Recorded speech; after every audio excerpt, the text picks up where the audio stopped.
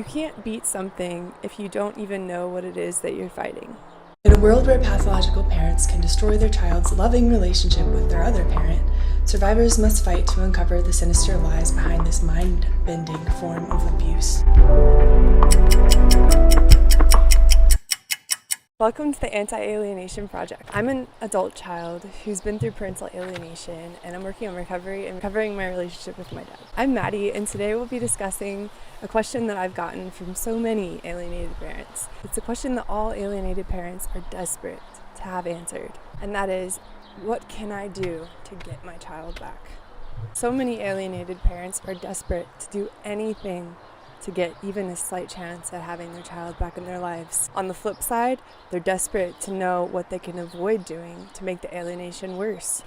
Or if there's anything that they're doing they don't mean to be doing that might be enforcing the alienation. While I'm not a mental health professional, I do have the lived experience to hopefully give you some tips and insider information into what goes on behind closed doors. Please keep in mind that this is coming from someone who has lived experience and not someone who's trained in the field. Here's my advice. You can't beat something if you don't even know what it is that you're fighting.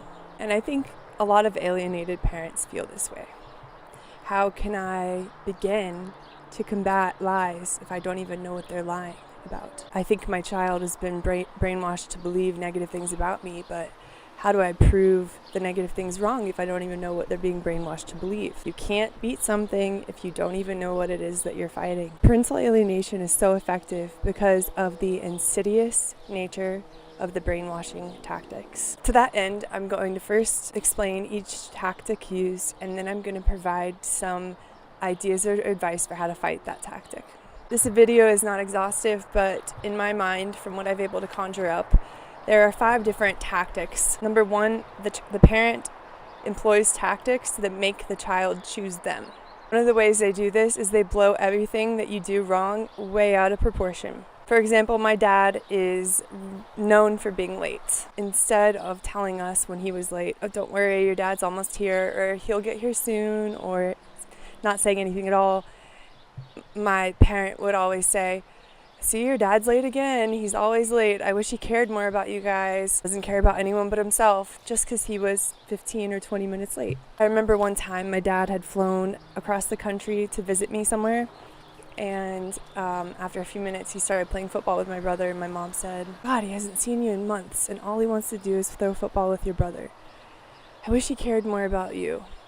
So even little things that aren't meant in a harmful way will be twisted in the way that puts you in a negative light. So just be on guard for that. One strategy that I've been able to think of that could combat this blowing out things out of proportion tactic is to admit your mistakes even when they're small, and admit your mistakes often. That'll really enforce to your child that you're a humble person willing to take accountability for when you mess up. Apologize.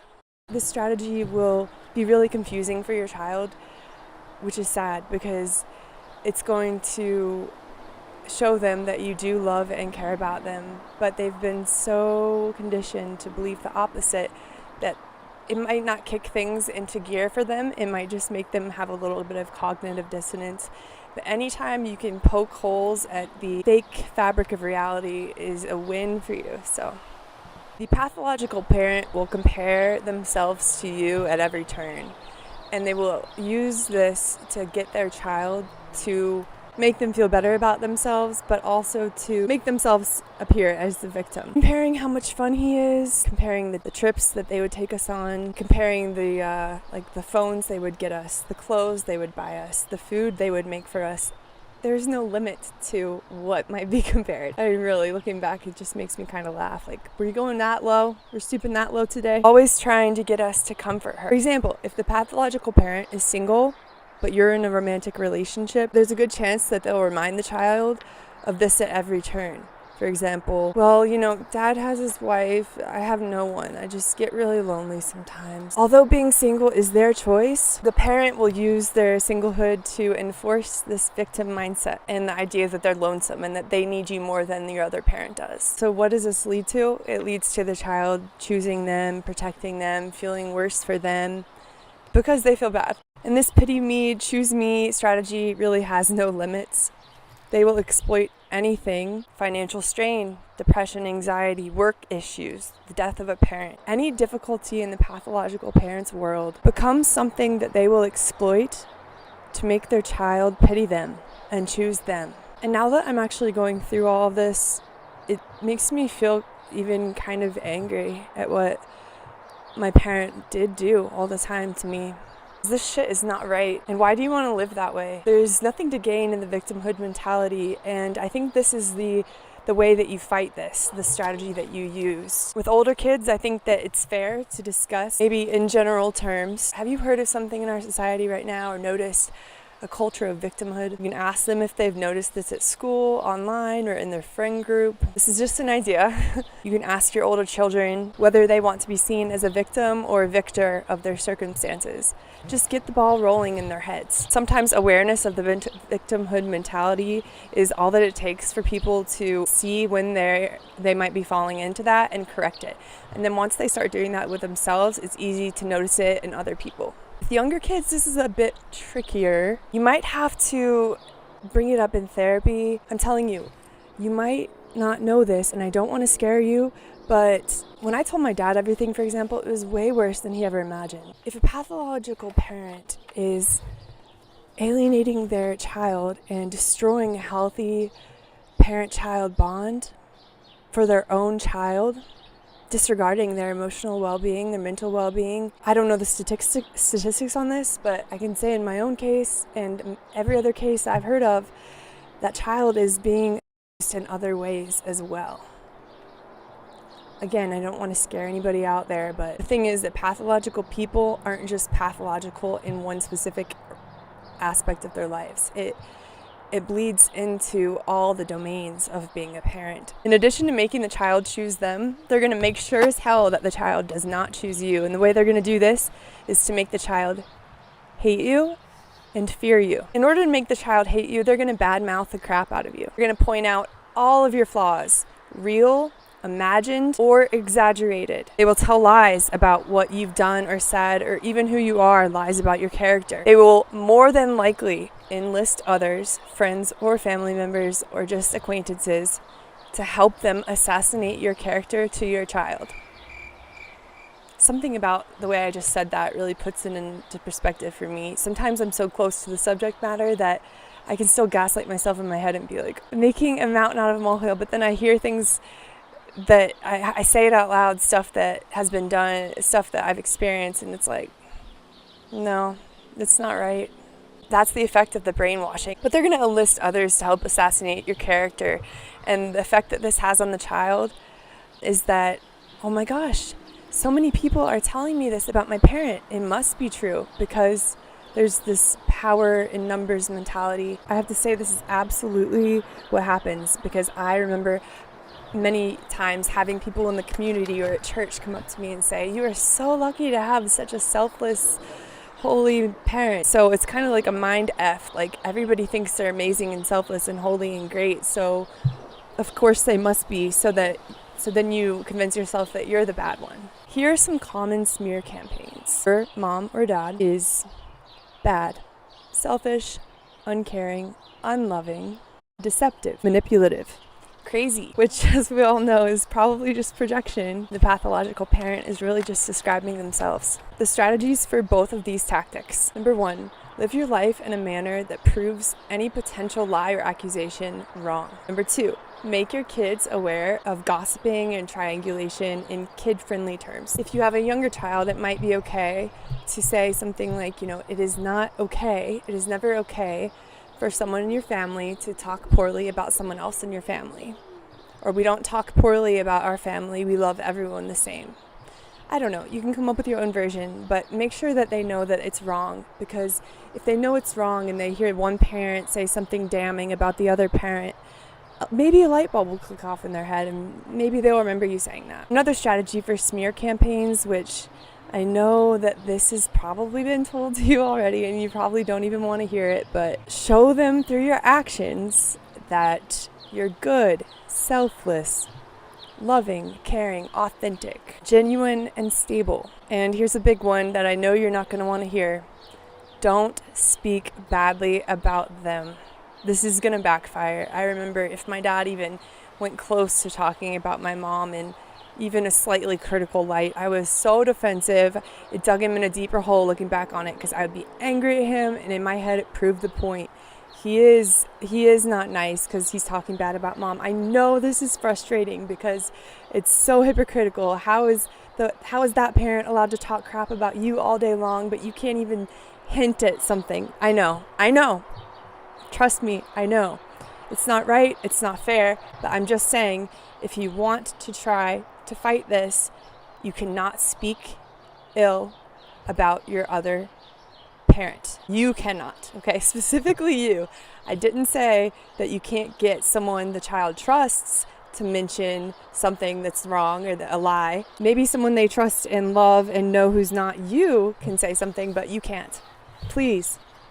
That will not help. I know you want to, though. They're going to also make your child believe a whole lot of lies and false accusations. Here's some common lies that I was made to believe and that I've seen across the board a lot of children being made to believe. That you don't love them, that you love their siblings more than them, or if they've had other children with other wives, that you love those step-siblings more than you love them. That you abuse their other parent or them, but they can't remember it, or they've have false memories of abuse implanted in their head by stories being told to them again and again and again.